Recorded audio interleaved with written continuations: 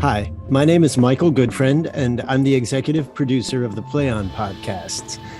If you've been listening to the Play On podcast series Coriolanus, you may recognize the voice of the person I'm about to interview. Channie Waites plays multiple characters throughout the series, coming in and out of scenes and episodes with the skill and subtlety of a chameleon, staying true to each character, yet always differentiating her voice just enough to be distinct and surprising whenever she's heard. She's also the voice you hear at the introduction and in the credit roll at the beginning and end of each episode.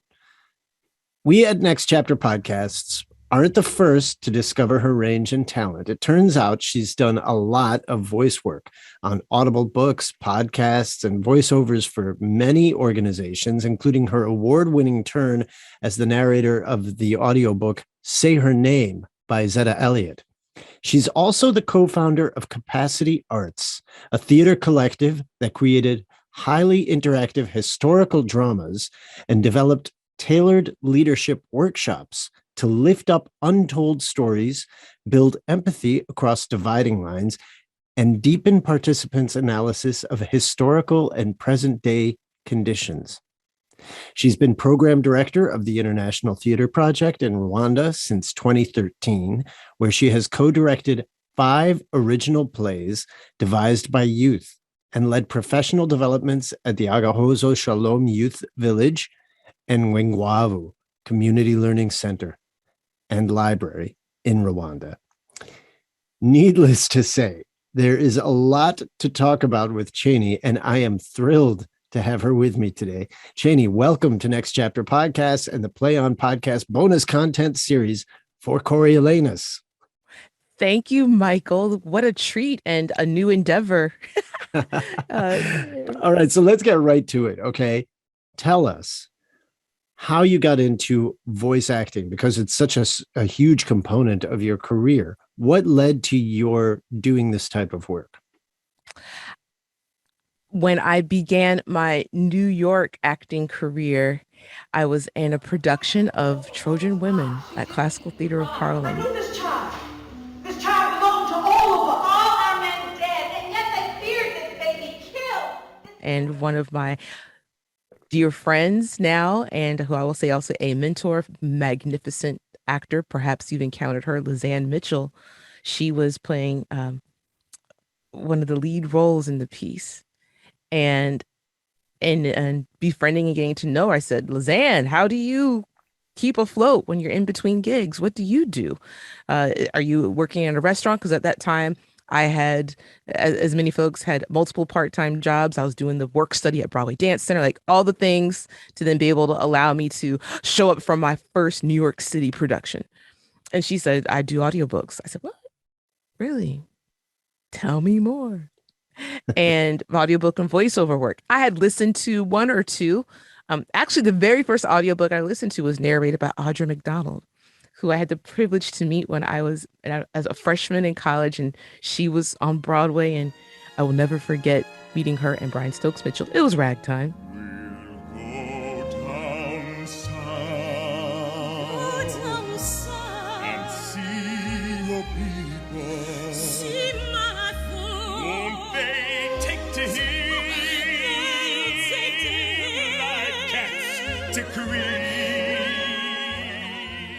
At the stage door, my 17-year-old self and all, and a wonderful production. I remember it very, very well.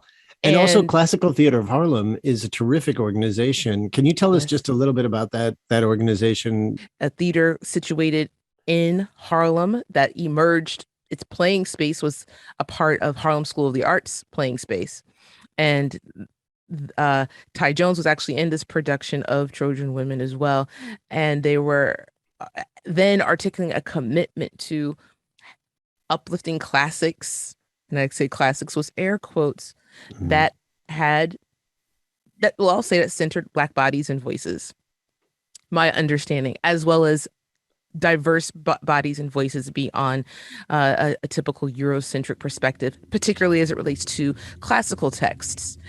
So those historically known as classics being Shakespeare or your Moliere and such. So we were doing Trojan Women.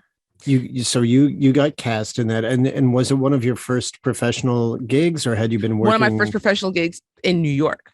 Uh-huh. I had done a tour prior and some tours, but this was my first New York City off Broadway or off, I'm not sure the label, but my first professional off Broadway, gig. Highly respected. I will say that. Yes. And gig. it then led to some subsequent performances. I was had the privilege of being in then a production of the Scottish play. Mm-hmm. That went to Germany. We can say it here because we can say here. Right. We're not in I it. hesitate at times. And we've done Macbeth. it. Yes. Macbeth subsequently that Ty was also in, and we went to Germany. We were on a tour. And so both of these productions were directed by Alfred Preiser. And then I was in the third production that I had with them was Caligula.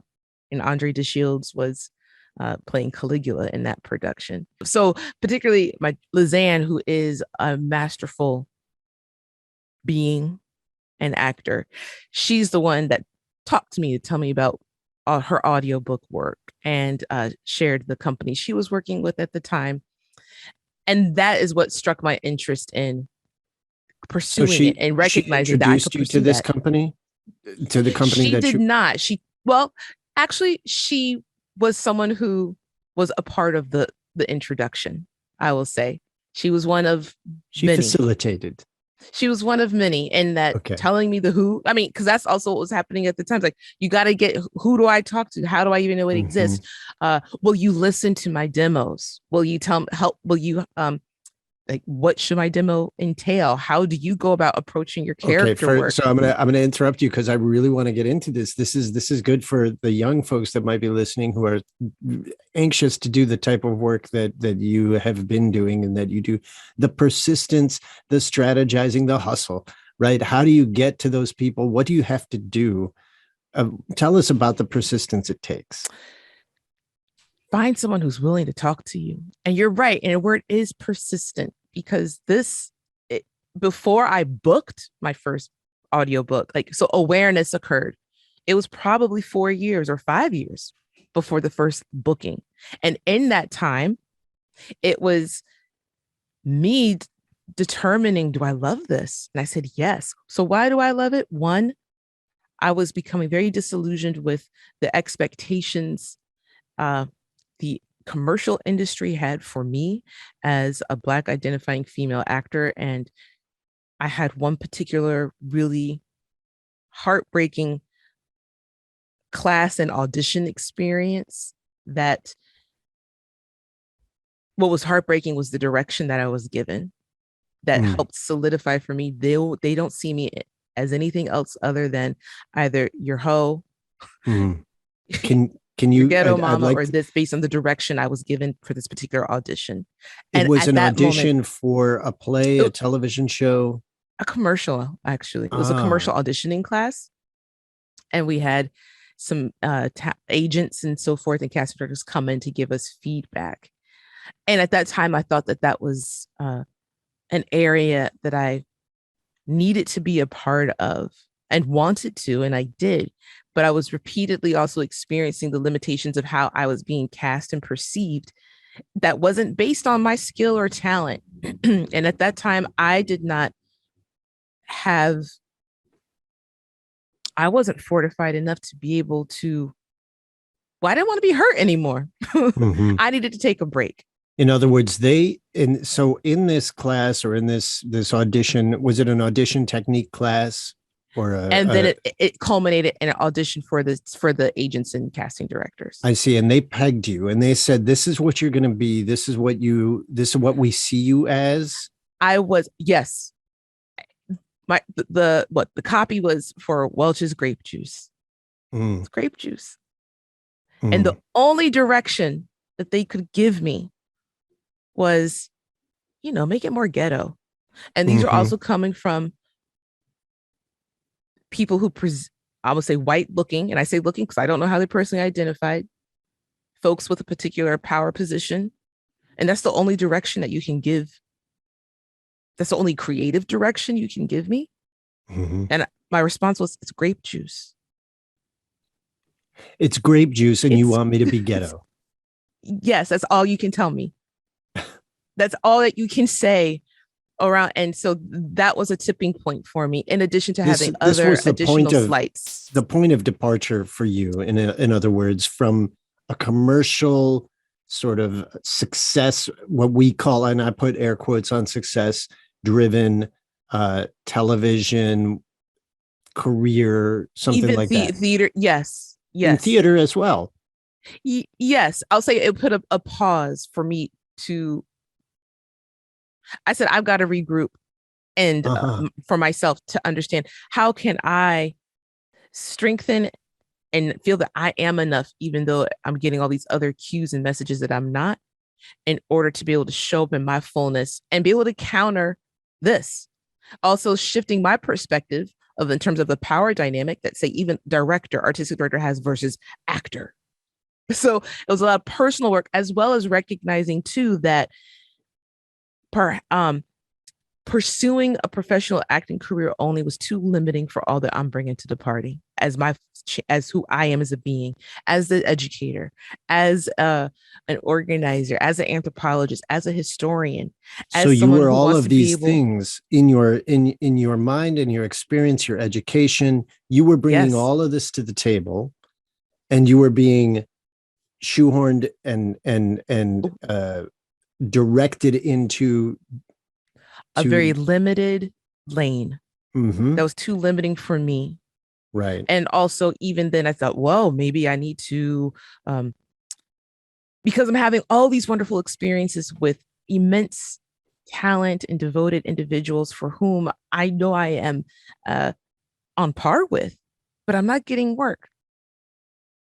So what's the difference? One of the differences, I said, oh, maybe I need to have a graduate acting program behind me. And one of what then I had deemed the three that I noticed, the names that get you in, going back to what you're saying, like, how do you get in, and the persistence?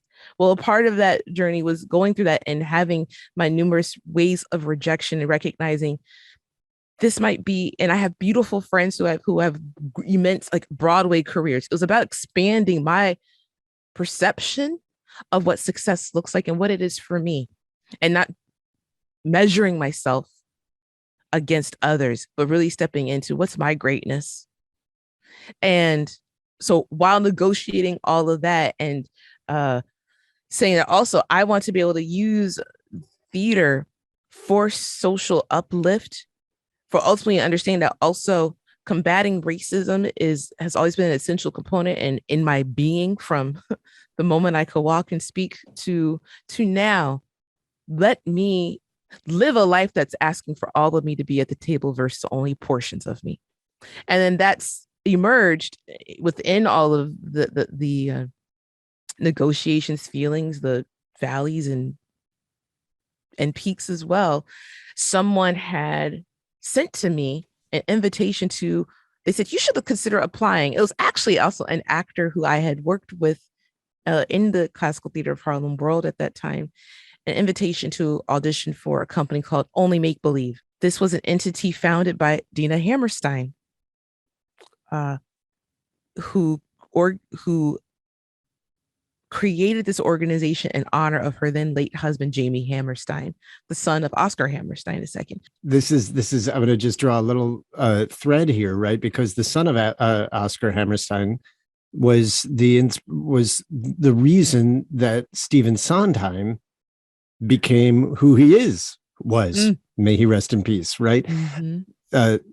Because the Oscar Hammerstein's son and Stephen Sondheim were friendly. Stephen became friendly with Oscar, who inspired him to become a lyricist and a composer.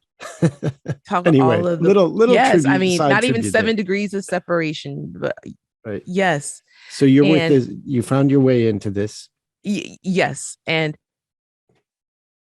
it came at a time where I said, I need to actually also be thinking more outwardly outside of myself as well, and using my craft. I am the child of 2 social workers. My father worked he was the teacher on the unit at King's Daughters Children's Hospital in Norfolk, Virginia.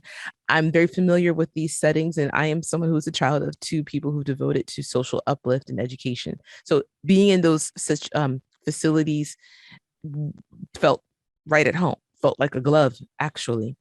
So I'm one of the, and I'm still with the company, and one And of what's the it called actors. again? Only Make Believe. And what is their mission?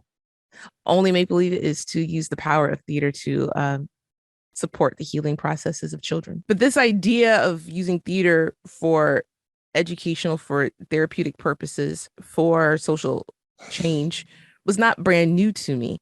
And I was also, though, recognizing I needed some more confidence and to understand how to also advocate for this particular type of art making, of art being that always existed. But I needed to enrich my tools and my analysis of it to be able to advocate for it.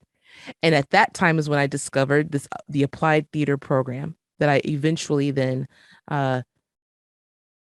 applied to, and it was through my work in the so a Master of Arts in Applied Theater. Applied theater is an umbrella term for theater used is in conjunction with other disciplines that might be for educational, social change purposes. So like drama therapy is one of the prongs underneath this umbrella term of applied theater, so similar to applied sciences. And for me, and it is steeped in having a pedagogical foundation and value and ethical situations to then be able to work with various communities. And then that is what I ended up getting my master's degree in instead of an MFA in acting. Great. But I know, like, in terms of timeline, people are like, where are we? Well, it doesn't matter. We're in life right now. We're in, right. We're in the soup. Yes. So using theater as a teaching tool. Yes, as a tool for, yes. And using acting and improvisation and whatnot to. And dance and music. I actually entered the theater world as a dancer. That's what I say, my first language, first dance. And I was initially on a trajectory. This idea of theater and acting was never in my plan as a high schooler. I wanted to dance with Alvin Ailey. I had been in a dance company, like that was my trajectory. And I wanted to go to college to major in dance. I had done early decision. I was going to be a dance major and a history major. So history's always been, that's what I'm going to major in. And the wish was to eventually dance with Alvin Ailey's. And my high school drama teacher. So at that moment, I played in the band. I was in the band.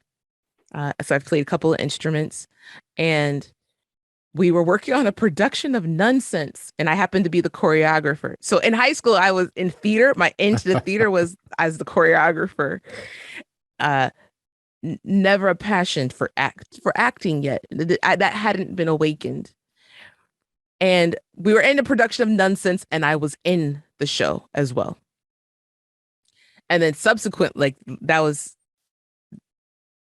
within my senior year. And my teacher, she forced me, God bless you, Susan Mitchell, who I haven't talked to in years. She lovingly forced me. She would on occasion threaten to throw a shoe at us. She would wear really spiky heels sometimes. So we were performing at the State Thespian Conference, and there were college and scholarship auditions. And she literally made me. I did not want to do this. I had already done early decision. I had already been accepted to the schools that I wanted to. By October, I was done.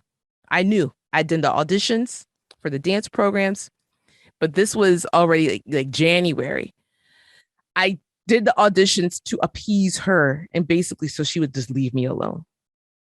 I had a solo. The auditions for what?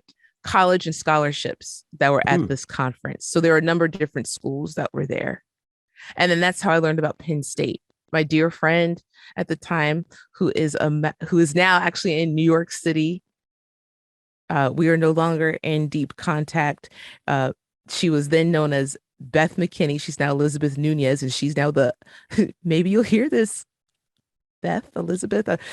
We don't have contact in our adult lives, but then we were very close. And she's now one of the directors for the Young People's Chorus of New York City.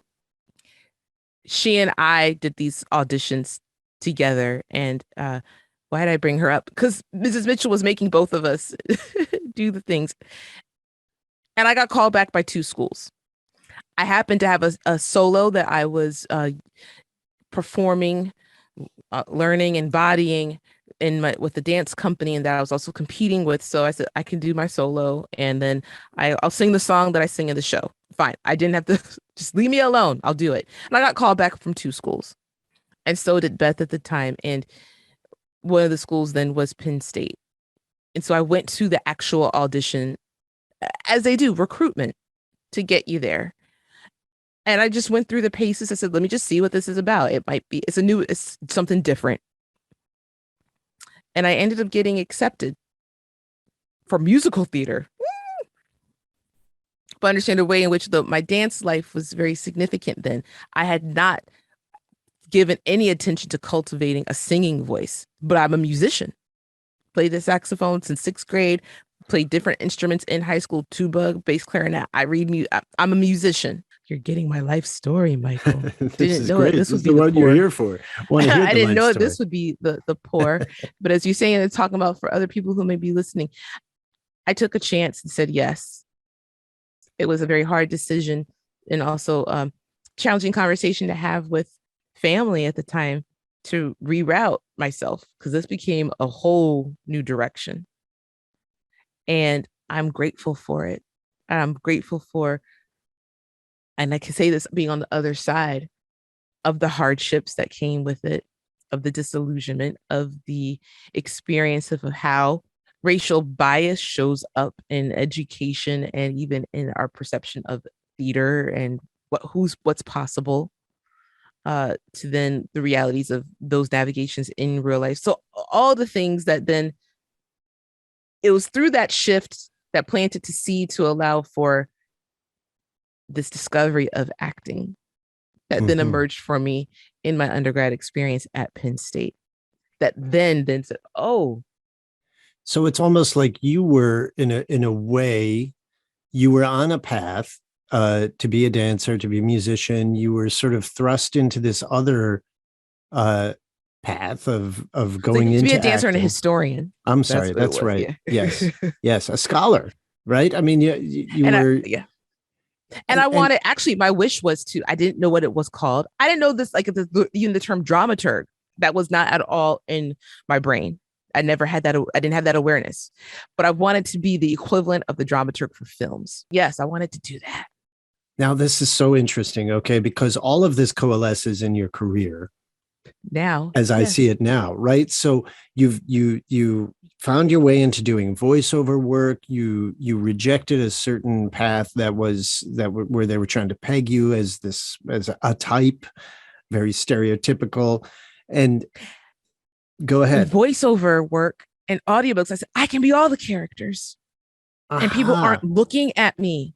Right. They don't have because that being the first, and I'm going to say trigger, meaning it to be a trigger, how I show up and how I present being the indicator to size me up and determine my value and my potential. So voiceover work was liberating for you. It enabled you to have this range that we just talked about in your introduction, that you're able to do all of these different characters. I'm get to get cast in things and play roles that I will never get cast in when I walk into the room because of those limitations of how I look. I will never get to be perhaps considered to be the lead or the or even playing across genders within all the ability to facility, or also only be relegated to choral moments, or seen to be more than just a Black girl who's going to be your hoe or your ghetto queen in terms of direction people can give me. So this opens up to have the facility also with language and so forth. I was able to have some protection of not being visible, but it be about, because you have, in order to audiobooks are one person shows. You're all the characters. And I'll remember my first audition for a casting director in the audiobook world. They're like, you have to bring it in. And it's understanding the intimacy of the space, but you still have to call upon all of your training to reach to that I've performed in amphitheaters. You still have to call upon all of that training, but contain it in this literal. So I'm in one of my COVID recording spaces to still channel that and direct it in a more intimate way, but it requires the same scoring, analysis, integrity that you need to have when you are live and in person, or when I am performing, because I am also the performer for a one-person adaptation of If Beale Street Could Talk by James Baldwin, produced by an organization called Literature to Life. I actually, by audiobook world and voiceover world, helped set me up to be able to step into that in terms of the multiple characters that are being channeled. So when you say you've been told to bring it in, right? You're how do you interpret that? Does that mean you need to bring down your vocal energy? You need to be more subtle, nuanced in your projection? Yeah. So for it, one, instead of projecting to reach the back of that 2,000 seat amphitheater, that projection has to become more intimate and intimate with the mic. But we still have to have this understanding of intention, of care, of motivation, of stakes, but bringing it into this more, even this little, my little square here that I'm looking at you in. And then I say yes to the word you were offering here of the nuance of it. And that was great direction. It was nothing about a state of being that is perpetuating a stereotype about people that are painted like me. And I say painted as my child still to understand this thing called race, this thing called color, and how that sizes us up, or how I look, or my body size, the size, the thickness of my legs, all of those assumptions based on these superficial features that determine our humanity. And that does show up. Now, I will say it also shows up in the voiceover world in terms of also what types of things I am offered. There was such a thing, I don't know if this language is still being used, called like a griot category. And there are different sorts of genres, just like there are different genres of books. But I've had to work to also say, I can read works created by authors who are not only Black identifying. One of my very first books that I recorded was called Liar. And that was written by the lead, or I should say the protagonist, the narrator's voice was a young woman of color, high school. I read a lot of young adult and children's books particularly. And she was Black identifying, actually a multiracial person. But the book was written by someone who identifies as being not of color. And I had a director. And that director for this book said this was the first time she'd ever had an actor of color recording a book in their experience that was written by someone who was not Black, and how that tend to get even relegated in the audiobook, even voiceover world in terms of stuff, like even my now commercial voiceover world in terms of a lot of things I'm submitted for, there is a celebrity example that's given. And the celebrity type, whether it's the Viola Davis type, or the Kerry Washington type, or the whomever it might be. And we give types, but that's another conversation about what the necessity of that is. But I was a little shocked. I was like, dang, even in the voiceover world. Right. But that was the first for this director who had years of experience. This was my very first book. They shared that with me. You said the word griot category. What can you, what is that? So griots are storytellers, and that's a term that comes from the particular West African diaspora of storytelling. And that was a name that's been applied to this particular genre of audiobook works that tend to center, I'll say, stories of African descent. I don't even know how to actually say it other than say, because that was a new name for me, not the idea of griots. I know who griots are, but I'll say the appropriation of the name to identify a particular category, genre of audiobooks. So I've yet to receive an ask to do a self-help book, which I would really like to do. I've yet to, there's some genres that I haven't gotten an ask for. So the same sort of typing occurs even as it relates to the auditory skill. Who are we inferring? Who are we painting and dressing this being as based on this voice?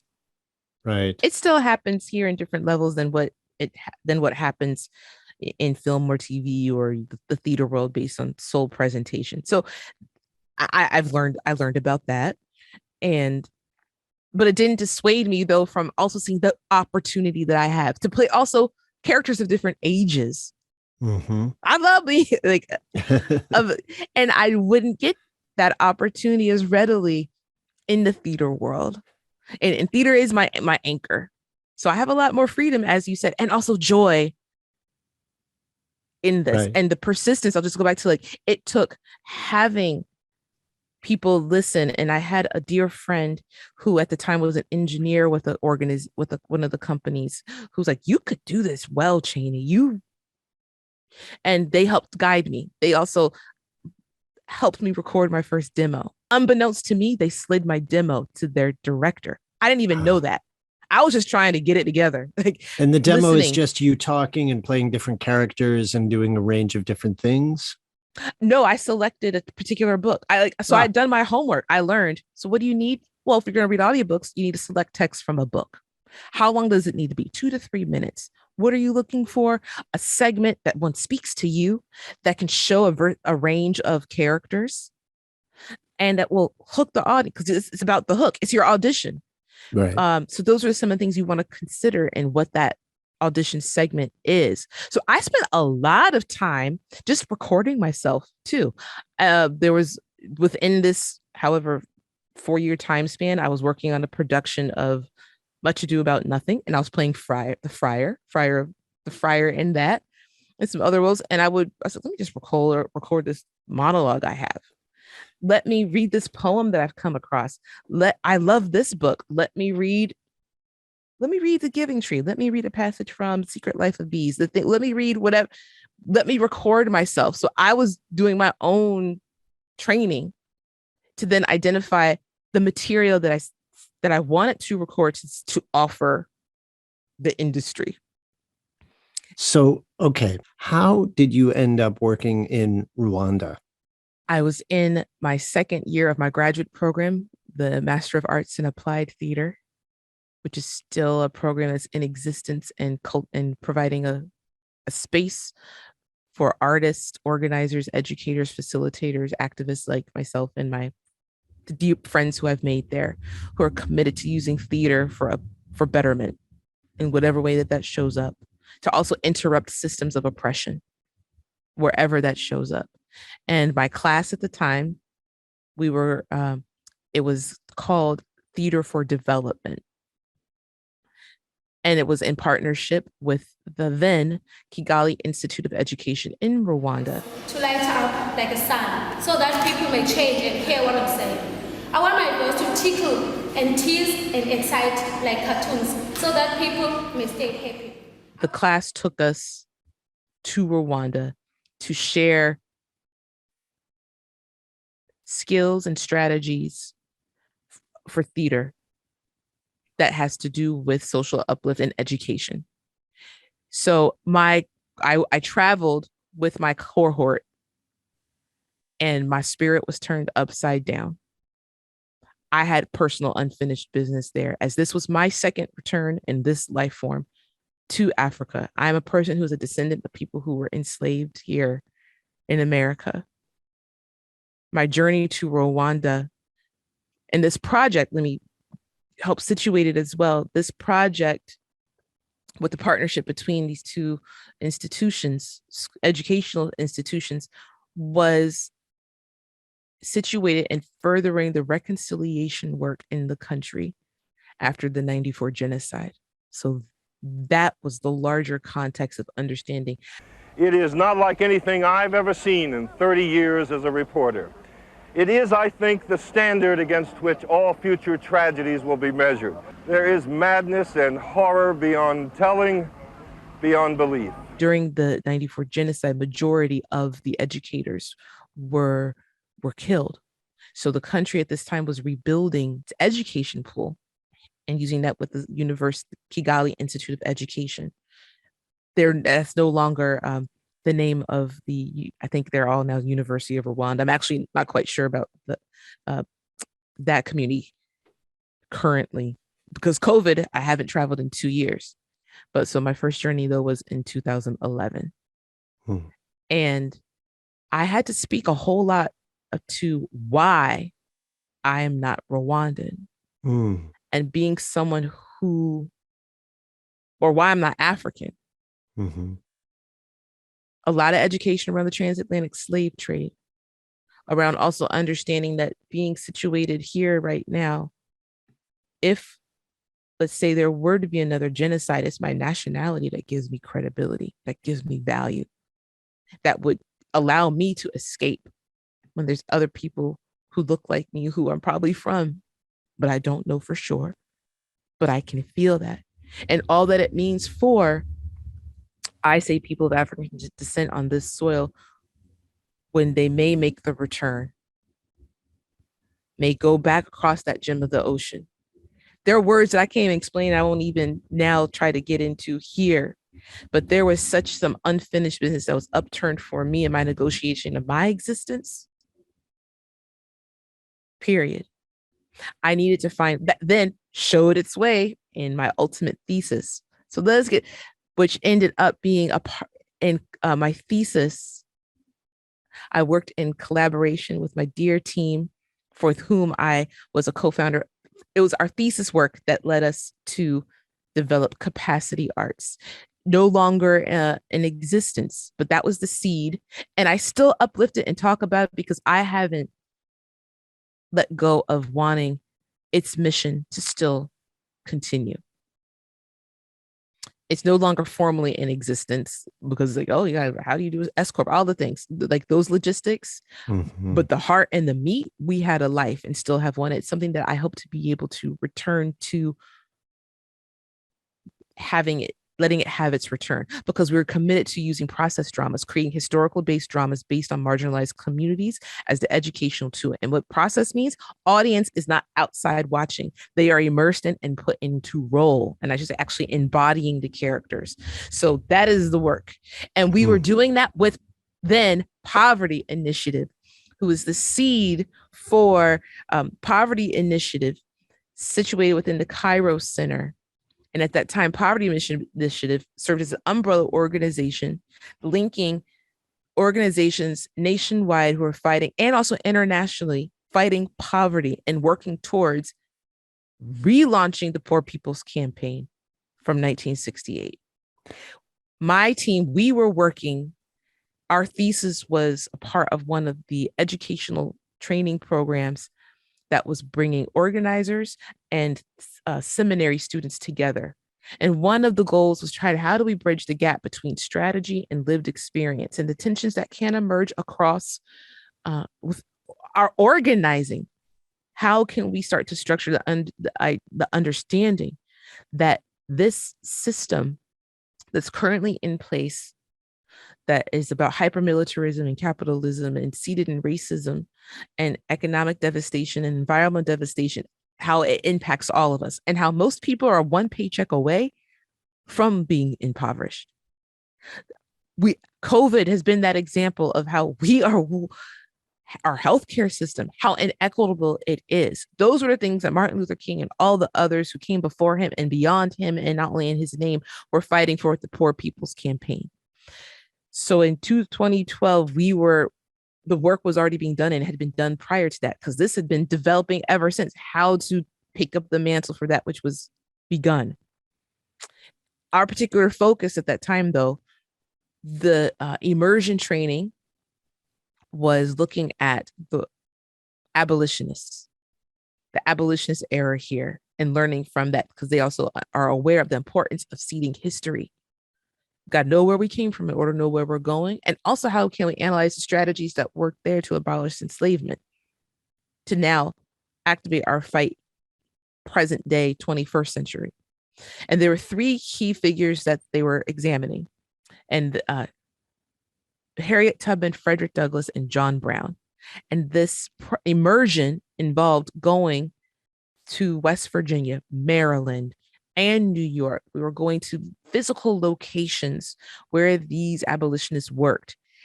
My team, we created a piece called An Answerable Challenge, and also then provided some workshops for that whole immersion experience, which was a week-long experience. And that gave the seed for us to create this historical based drama on the free Black population in Baltimore on the heels of the Fugitive Slave Act. So we were examining how to teach an element of enslavement through interactive drama.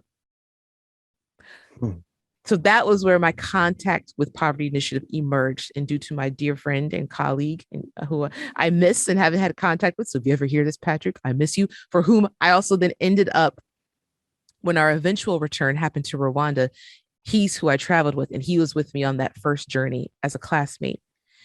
Subsequently, so I'm doing a whole lot of deep soul and body, just my spirit. I am raw all the time with my feelings and understandings of how to just be, and understanding how I have been harmed, how we continue to harm, how we are all experiencing the residual impacts of racism and enslavement. All of that got kerfuffled and unturned, and eventually demonstrated that which I needed to end up focusing my thesis on, which was on embodied role play, which I use the word embodiment versus role play, and how to use that as a strategy to actually teach about enslavement. What are the pros and cons to that? What, me as a facilitator, all the ways that I was experiencing this 8-dimensional existence through role play. Because we as actors, you know, we are embodying. There's something that you can't just slip on like a shoe on and off to bring life to living beings. So again, you're also hearing like, if I'm giving a nugget of advice, do not apologize for your existence. That is one of my tenets in my work. My goal is for whomever I'm coming in contact with and that we're creating a shared space for. And that is one of my goals with my work in Rwanda, is for us to be at least one morsel fuller in our skin, in our being, and to be able to take up our space without apology. And that's a whole lot of work that has to be done. But that is the focus of the work that then ultimately a colleague of mine got a word from Mariana Houston, who was the founder of the International Theater Project at the time, and then was, I think, education director for TDF. They were starting their Rwanda leg of the International Theater and Literacy Project. That's what it was called then. They needed some teaching artists.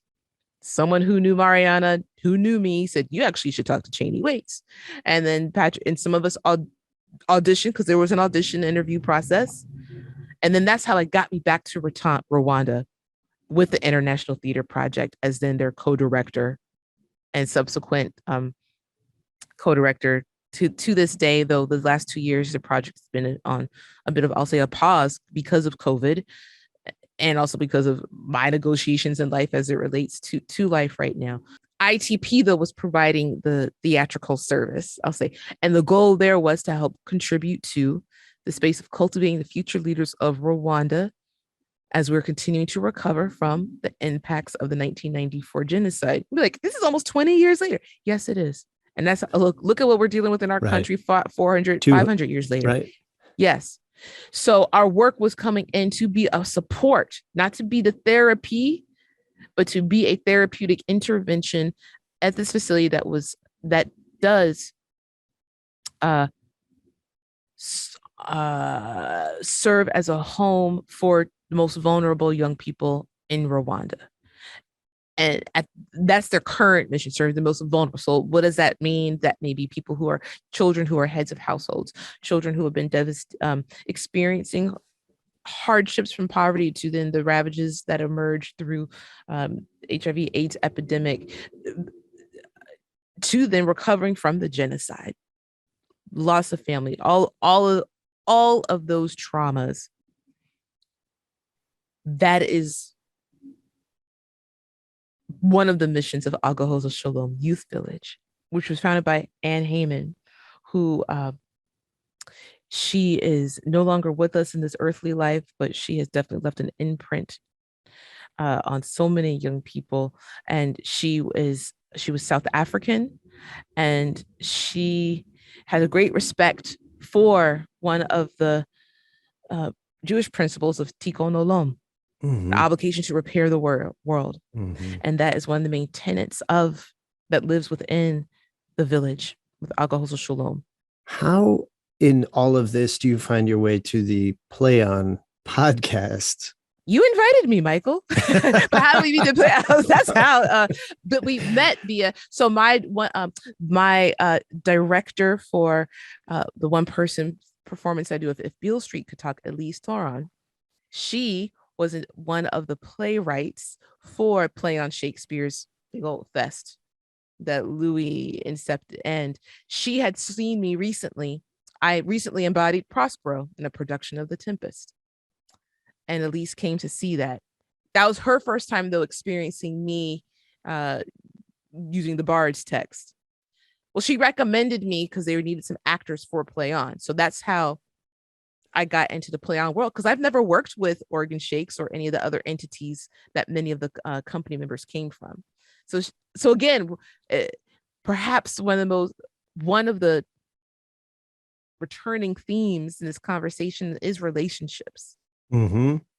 And if you continue being in your greatness, it leaves an imprint, even though sometimes it may not manifest for some time, maybe immediate or not.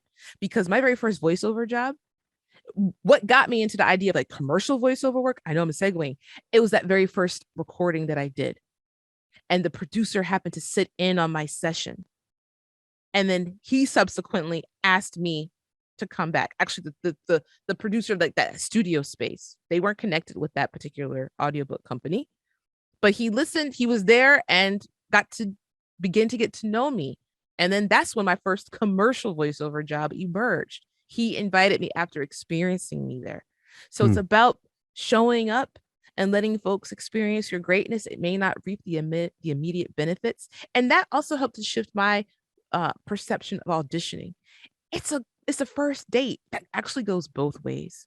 Right. And I say that now more. So it goes both ways, because you need to also determine who do you want to devote time to and with.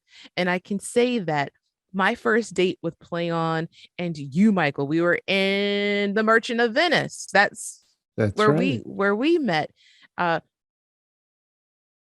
learned that at least I appreciate the attention and depth and value of dialogue to talk about uncomfortable social ills that I experienced being present within the Play On experience. And I can say, I guess from there, I was then invited, once things shifted to the virtual world. I was actually in one of the virtual readings of Coriolanus that occurred time. Oh, the tolls like the bells of a church. I'm here. I go quoting Baldwin. I don't know when, but sometime in COVID, we had one of the readings and I was in that. But prior, I wasn't in the staged readings in the Play On Fest of Coriolanus. I was in Julius Caesar and the Merchant of Venice. But I saw that stage reading, Coriolanus, but then was invited to be actor in the Zoom reading. And then you had this idea and all the other people to create Next Chapter, and I got my email from you. So that's my journey as I understand it. That is an incredible circle. And, you know, it's true. It's the relationships you establish and the work that you do. And if the work you're doing has a purpose to you and is making some sort of an impact in the world, I think that it's inevitable you're going to end up doing something of value one way or another to yourself and to others. And I think that your life, your career, your training, your encompassing of all of the things that you have experienced is a great example to anybody who has any calling to do this work, as an actor, as an educator, as a collaborator in any way in storytelling. And I just cannot tell you how valuable it is for us to have had this time with you, and the work that you've done in Coriolanus is